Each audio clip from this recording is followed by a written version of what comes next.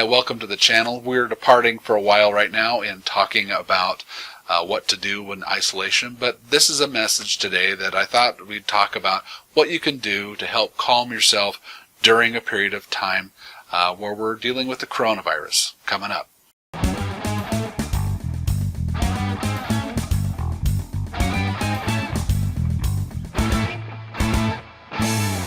We're going to change gears from what I talked about previously. I'd said that we're going to talk about online, going live and some of those kinds of things, but I thought in light of what's going on in the current events that maybe we'd switch gears today and we'd talk a little bit about anxiety. I noticed I was feeling some of it over the weekend since about last Thursday, and I thought many of you might be doing the same thing. I think this might be a good discussion to decide how we might deal with that a little bit better.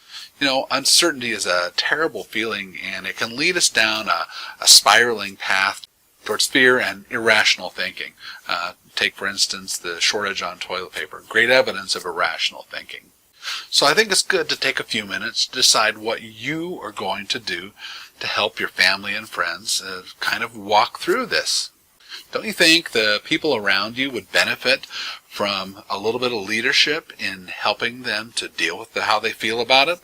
And so that you can walk through this next period of time feeling calm, or at least calmer, and have a plan of attack that how you can face it. So I think we're going to try to engage using our brain and see how it can help us using rational thought to help us to walk through some of these things. So the first thing I thought we'd talk about is, obviously there are concerns about the virus and what that's going to do, but you can't live in thinking about it all the time. So my thought is that I'm going to get up, I'm going to hear the information of the day, see if it's changed overnight, decide if there's going to be any change to how I'm dealing with it, whether that's being staying home or whatever, and then I'm going to set it aside, because you can't live in just hearing it all day long. The TV will just drive you bananas. So that's going to be the start of what I'm going to do with that. Next thing I'm going to do is that I'm going to take stock of what my life was before this specific event that's going on, before the coronavirus started to invade my brain. And what I mean by that is that how was I living prior to this knowledge? What's the normalcy of my life? And I want to write down what are those things that I normally do that make life okay. You know, what are those things, and list those. Then I'm going to take a look at that list, decide what are those things can I still do. Did I go to the gym? Did I listen to good positive stuff? What was my routine? What are those things that I did that made my life feel normal and regular and put me at ease? Then I thought, then we're going to go ahead and create a new norm, a new routine. There are things so the schedule's a little different. We're at home. We got kids or whatever, or maybe it's just different because we're at home. What's my new routine? I know for my wife, she made the comment yesterday that part of feeling normal was just putting her makeup on in the morning. So that might be part of it. For me, I know I needed to work today, so I got up, I showered, I got dressed. For me, I can't work without my shoes on, so I put my shoes on.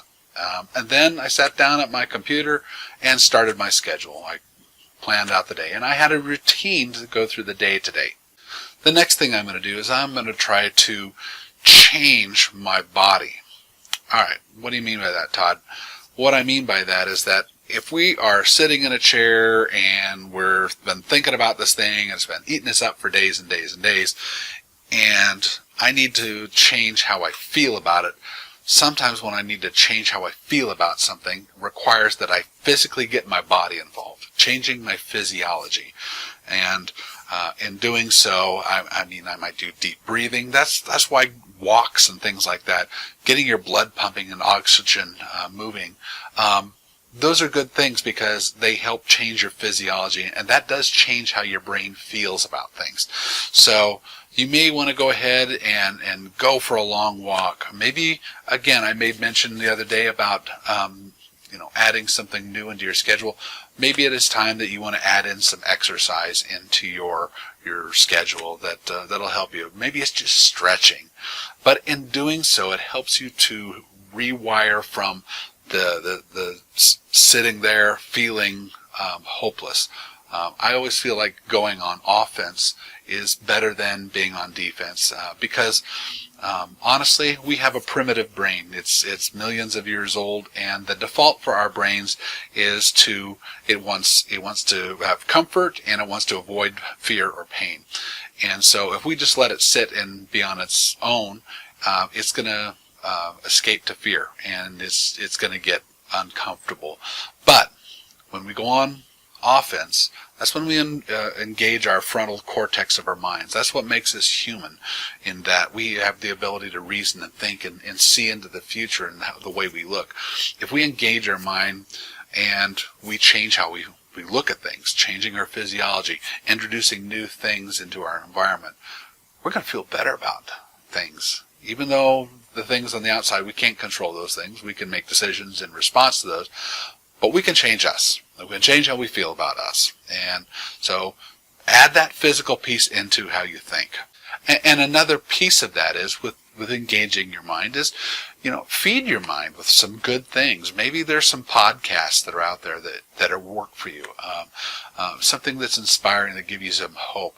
Find something that you can feed your mind that inspires you, that makes you want to be better, a better parent, a better worker. Maybe you're an artist that inspires you to want more and see more out of life. If you stop feeding your mind good stuff, you're going to go back to your primitive brain, and you're going to feel kind of icky. So that's what I'm trying to do right now. I really am.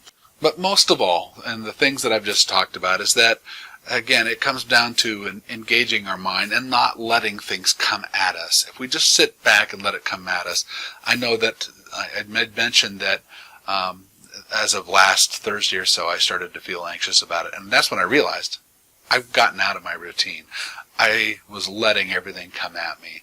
And so really the message of this thing today is to use your ability to think and to reason to help you, to move you out of a place of despair and uncertainty towards a place of feeling more comfortable as you ride through this whole thing here. So I want to know what your thoughts are. Please put your thoughts below on that, and hopefully this will be helpful for you. And again, we're just all trying to figure out how to navigate through this, and I'm hopeful that this is helpful for you today. We're going to get back to something a little more normal tomorrow, and we're going to talk about what else we can do to engage ourselves in a time of isolation.